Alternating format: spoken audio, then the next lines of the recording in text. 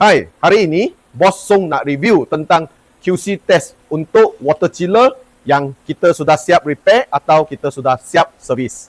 Contohnya ini unit which is ready for QC test.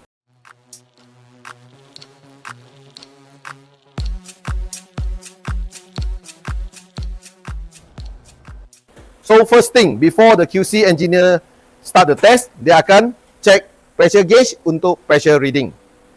Okey, semua chiller yang kita repair atau kita servis, selepas siap repair, selepas siap servis, kita akan inject nitrogen and hold pressure for 24 hour to ensure sistem tak ada leaking. Okey, misal kata, kalau pressure drop, biasanya QC engineer tak akan proceed with the QC test. So workshop kena rectify and make good the leaking. Kalau pressure tak ada drop, QC engineer will proceed with the QC test. First thing dia buat ialah dia akan check to the job sheet to make sure semua jobs are carried out according to the job sheet. Selepas tu dia akan start to buat vacuuming. Inilah vacuum pump. So biasa kita akan vacuum about 45 minit to 1 hour. Tapi time is not a crucial factor. Yang betul-betul crucial ialah we must ensure to achieve deep vacuuming. Maksudnya below 500 micron. Below 500 micron. So selepas vacuum dia akan charge refrigerant.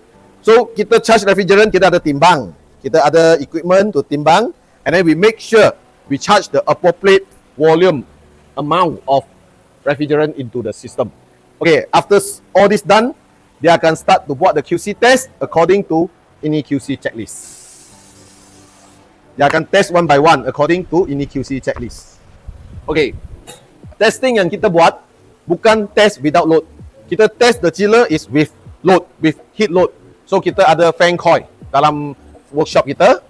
So kita akan start up the fan coil to generate the heat load.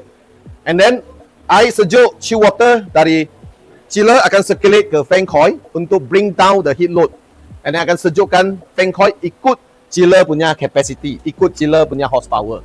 So kita punya testing ialah test with cooling load.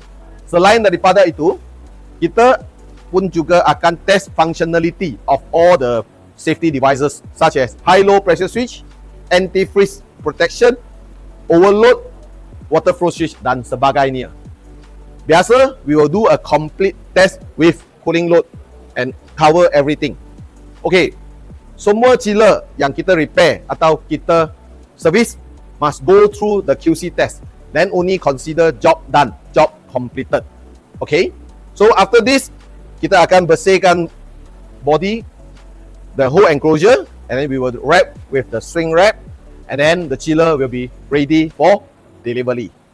So, bos-bos yang berminat tentang kita punya service atau repair job at our workshop, boleh hubung dengan kita dan sales team kita akan get back to you as soon as possible. Sekian, terima kasih. Jumpa lagi.